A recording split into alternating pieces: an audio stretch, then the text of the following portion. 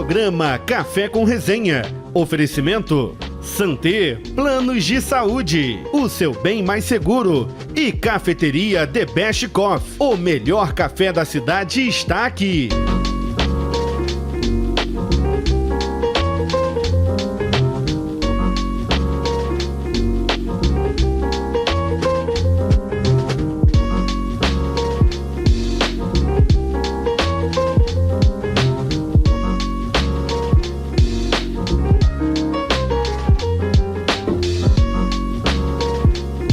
Sejam bem-vindos a mais um Café com Resenha, este programa que tem por objetivo trazer até você um bate-papo muito agradável, como eu sempre costumo dizer, brincando, mas é a realidade, não há pauta.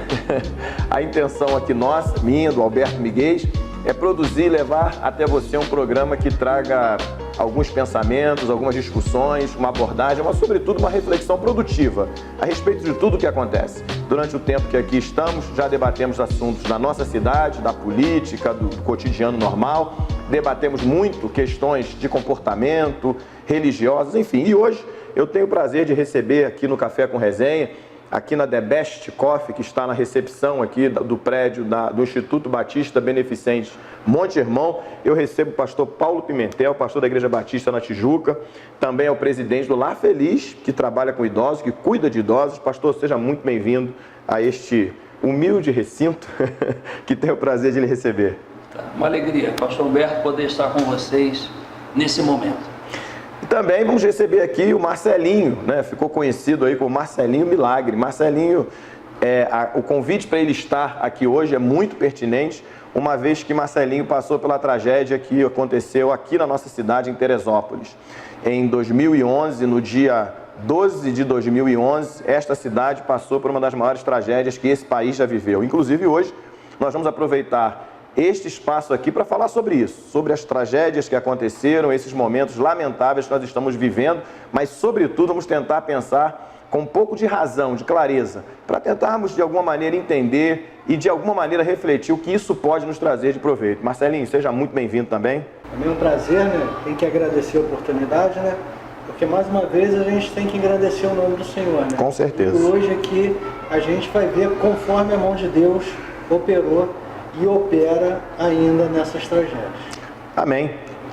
O nosso programa, ele é assistido, graças a Deus, por todo tipo de pessoa, né? Eu fico até feliz quando na cidade, caminhando, sou abordado por pessoas que nem são evangélicos. Ontem, inclusive, transitando por Albuquerque, um rapaz me parou, falou do programa, e eu fico feliz por isso, né? E nós temos essa iniciativa aqui, de levar até você que está em casa um programa que possa, de alguma maneira, também trazer informação. Marcelinho, você passou por uma experiência que une as duas coisas. Eu vivi bem de perto aqui, né? Todos nós, a cidade toda viveu. Inclusive, você até me deu o privilégio de me tornar famoso por 5 minutos no Fantástico.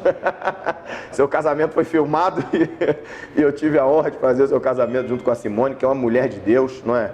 E provou isso na época da tragédia, estar ao seu lado. Simone deu um exemplo de mulher de Deus, de pessoa, de tudo. Você ficou 16 horas soterrado. Eu me lembro bem que eu tinha acabado de chegar em Teresópolis, 4 dias. E eu cheguei aqui, tinha voltado do Rio de Janeiro, porque eu não sabia do que tinha acontecido. Lá no Rio que eu tomei ciência, na Rádio Melodia. Voltei correndo, cheguei aqui. Primeiro lugar que eu fui foi para o Espanhol, onde você estava. Queria que você aproveitasse esse espaço aqui para contar um pouco do seu testemunho, né? Pode ser que algumas pessoas não saibam, embora eu ache difícil, aqui em Teresópolis, mas que você conte seu testemunho e que sirva também como exemplo o teu poder de superação, Marcelo.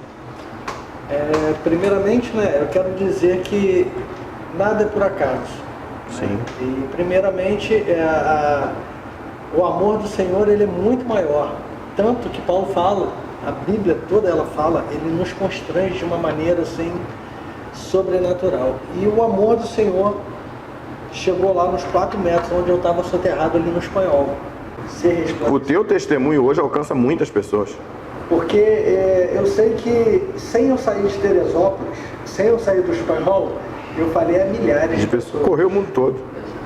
Milhares de pessoas sabiam que ali estava um servo do Senhor, soterrado. E quando eu saí dali, tanto que eu estava até conversando com o Nascimento da Defesa Civil, ele virou: Marcelo, nós fomos lá para resgatar um cara no corpo e te achamos com vida.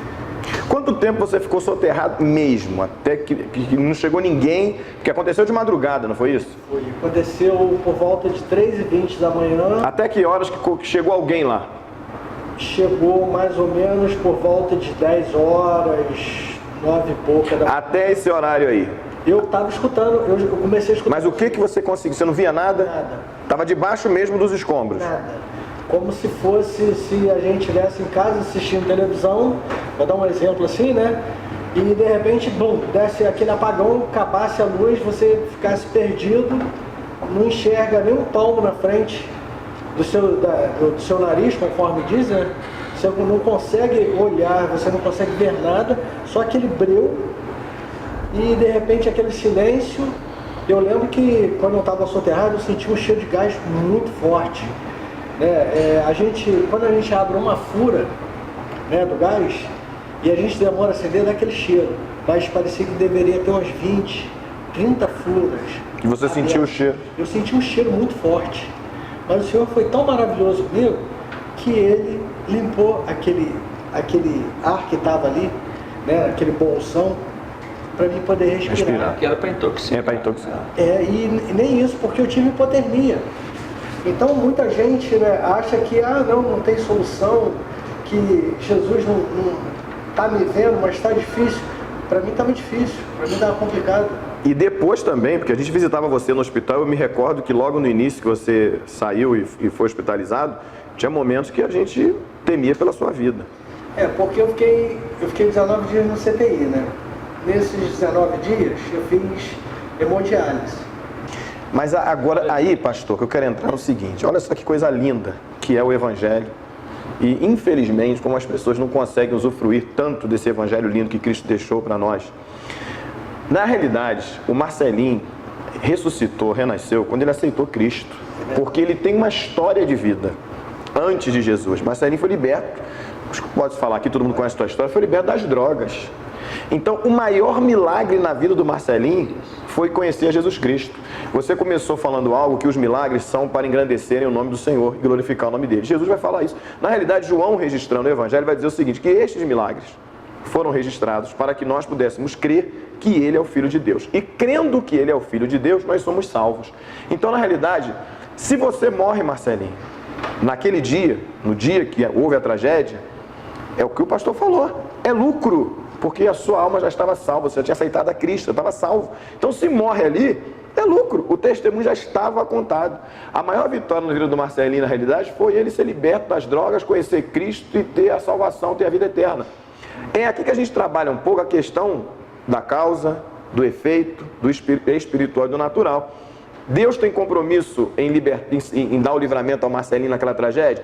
O compromisso maior foi de enviar seu filho para nos salvar. Ponto.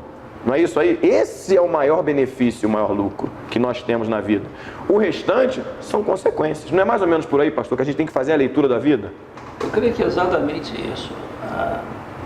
A gente tem que amadurecer. Isso, boa palavra. O ensinamento bíblico é para a gente buscar maturidade Isso. cristã. Se a gente continuar sendo infantil, a gente vai se alimentar só com leite, está lá em Hebreus. O alimento sólido é para os entendidos. Então, lamentavelmente, muitos ficam somente com essa alimentaçãozinha básica da vida cristã, mas não amadurece. Então, vem uma circunstância diferente, a pessoa não sabe lidar com ela. O pastor Mauro Israel Moreira morreu de câncer por volta dos 50 anos de idade. Primeira igreja batista em São Gonçalo. 5.000 membros. Nunca fumou, nunca bebeu, 4 irmãos, todos pastores. Ele estava tão mal, mas tão mal, que ele quis ver a igreja dele. Os médicos não permitiam, mas ele foi para o aparato médico. Aí ele disse o seguinte para a igreja, pele e osso, era o estado físico dele. Eu sei que vocês oram pela minha cura, e se eu for curado, vocês verão a glória de Deus. Mas saibam de uma coisa, se eu não for curado, eu verei a glória de Deus. É isso aí, é desse então, jeito. Seja pela vida, seja pela morte, é o que o apóstolo Paulo vai dizer. Isso. Então o cristão ele tem que ter maturidade para enfrentar essas circunstâncias e não ficar espiritualizando ou mistificando tudo. Claro, nós louvamos a Deus porque você está aqui vivo.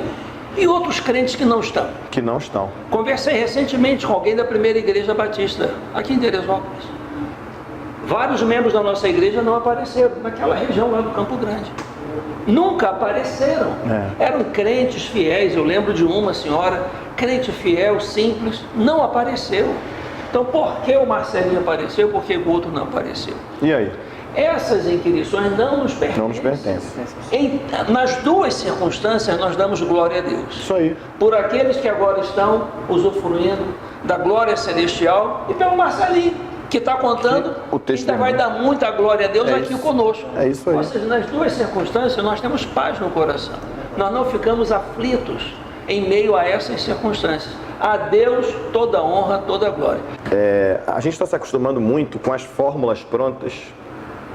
Comportamento que eu tenho me colocado totalmente contrário. Exatamente por essa leitura que o senhor está fazendo. A vida tem variações, surpresas, coisas que nós não podemos evitar e nem prever. Exato. Então o importante, acredito eu, não é a fórmula pronta, faça isso, faça aquilo. O importante nessa história toda é a estrutura espiritual que você cria, a maturidade que você consegue construir, que lhe dá a capacidade para enfrentar tudo isso. O povo evangélico deu uma demonstração, foi assim, o efeito Pedro, né? Eu e pastor Alberto Miguel gostamos muito do Pedro, porque ele é um exemplo para tudo. É aquela história, Jesus vai lavar os pés dele. Não, senhor, que isso, lavar meus pés? Não precisa, Pedro, se eu não lavar teus pés, você não vai ter parte. Não, então lava o corpo todo. Calma, Pedro.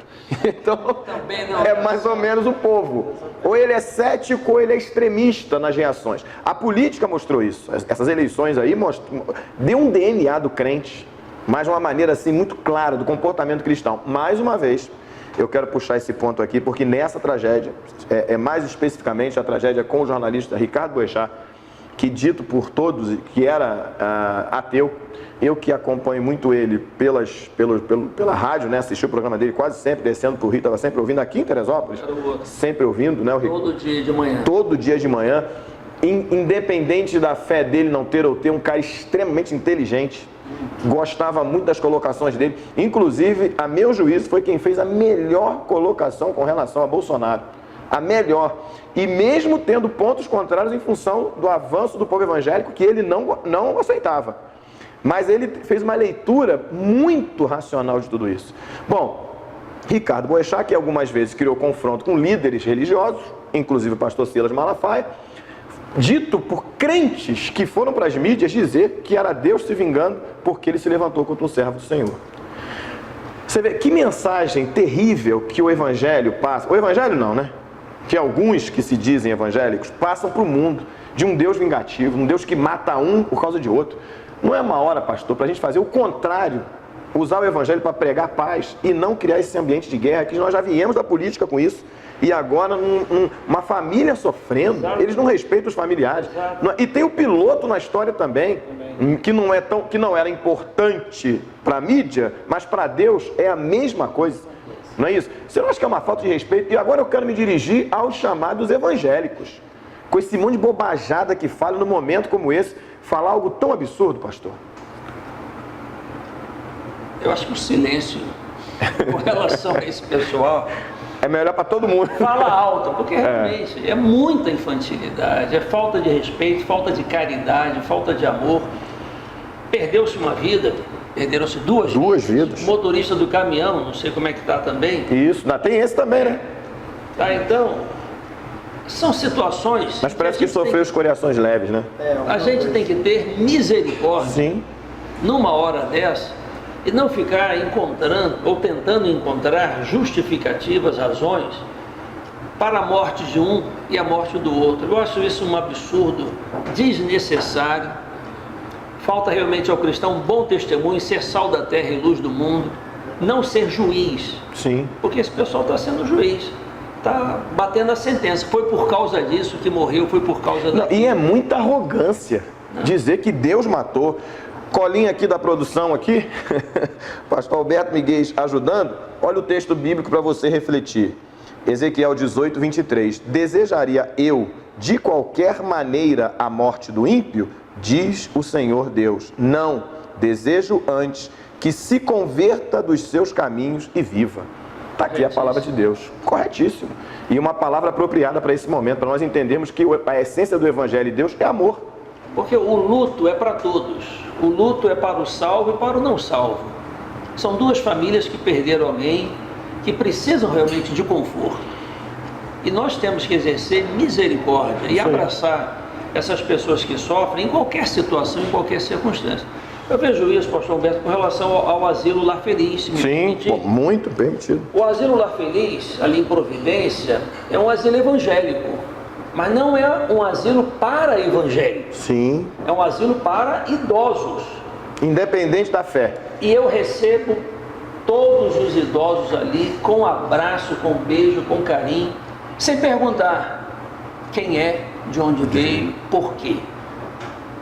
O cristão tem que amar. É isso aí. E pelo amor é que o cristão vai ser conhecido. Exatamente. Não só entre cristãos, que especificamente que Jesus diz ali, mas pelo amor. Aquele que nos persegue, aquele que nos odeia. É o próximo. Princípios básicos. É. Amar a quem me odeia, isso é cristianismo. Isso aí. Fazer o bem a quem me persegue, está lá, é o ensinamento de Cristo. Eu creio que falta realmente a nós cristãos, eu vou me incluir, tá? Como Neemias fez, nós, né? Eu vou me incluir. Nós precisamos realmente repensar o que é ser evangélico. Porque criar essa segregação, nós evangélicos e os outros, eu acho que é a pior receita para a gente se aproximar do E afasta muito mais do que aproxima. Eu costumo dizer de uma maneira bem simples, nos exemplos que eu até gosto de usar, é o seguinte: as pessoas têm o hábito de atribuir a Deus ou ao diabo. Essa leitura é muito antiga, né? E ela se perpetua até hoje. Ou é o diabo ou é Deus, nunca sou eu. Aí eu fico pensando o seguinte, né? O camarada vai lá, jogo de futebol, coisa pela qual, se vocês discordarem, tem todo direito. Eu não sei se Deus se mete, a não ser que ele tenha um propósito. Tudo que Deus faz tem um propósito. Tudo. É por isso que, mesmo sendo um batista chamado renovado, que crê nos dons espirituais, muita coisa eu ensino que não tem nada de Deus. Porque tudo que ele faz tem um propósito. Nada, nenhuma manifestação espiritual vinda de Deus é por si só. Tem que ter um propósito. E aí, jogo de futebol, o camarada vai lá, bate o pênalti, faz o gol, vai dar entrevista no final assim: glória a Deus, Deus glorificou, me abençoou, e eu fui lá e fiz o gol. Aí eu fico pensando, e se o goleiro foi evangélico também?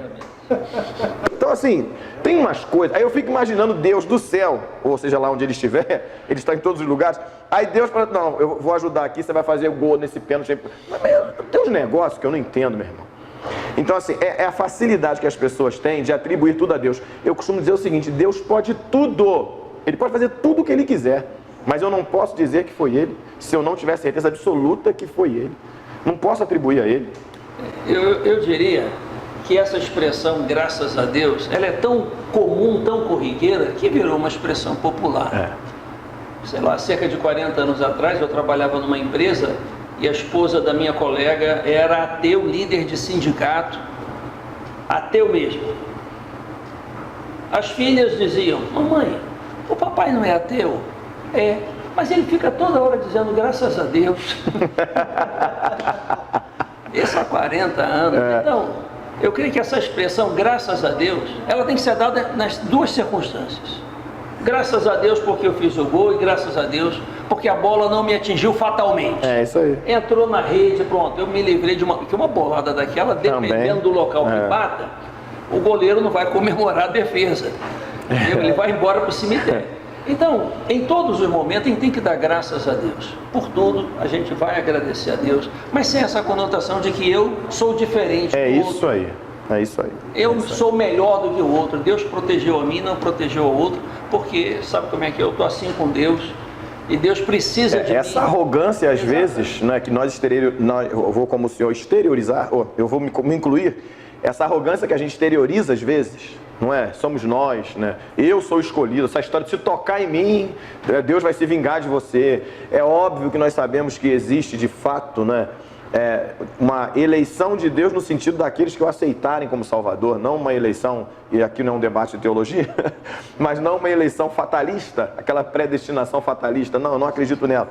Mas a eleição do povo de Deus, isso é óbvio, né? Deus amou o mundo de tal maneira, né, que enviou o seu Filho para que todos aqueles que nele creem, está aqui o povo predestinado, os que creem em Jesus Cristo. É lógico que nós sabemos disso, mas essa arrogância de se achar melhor, né, que eu sou intocável, É isso que às vezes nos afasta das pessoas que não conhecem Cristo, porque não é isso que Jesus nunca ensinou. Enquanto esteve na terra, muito pelo contrário, ele se aproximou de todas as pessoas e a todas elas ele deu oportunidade de salvação. Correto, isso. Amém. Eu agradeço a você que esteve conosco até agora, espero, mas tenho certeza, por convicção de tudo que foi dito aqui, pelas palavras do pastor, pelo testemunho do Marcelinho, que você foi alcançado por algo de bom para a tua vida. Está aí um grande exemplo hoje, no momento difícil em que nós vivemos. Sobretudo, infelizmente, da tragédia em Brumadinho, chegando às últimas tragédias que aconteceram aqui no estado do Rio de Janeiro, fica um ensinamento. A falibilidade e a fragilidade humana, que nos torna cada vez mais dependentes do nosso único e soberano Deus. E que Ele possa te abençoar em tudo e sempre.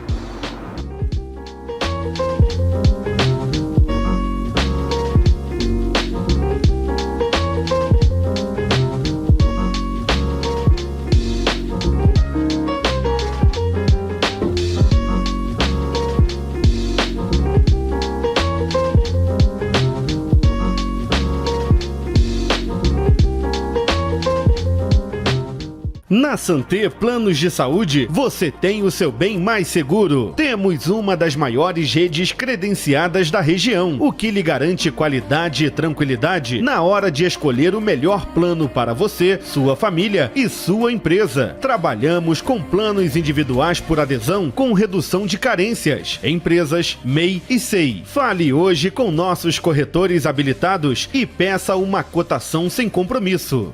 A melhor maneira de demonstrar amor é cuidando, e nós estamos aqui para lhe ajudar nesta tarefa. Santé Planos de Saúde, o seu bem mais seguro.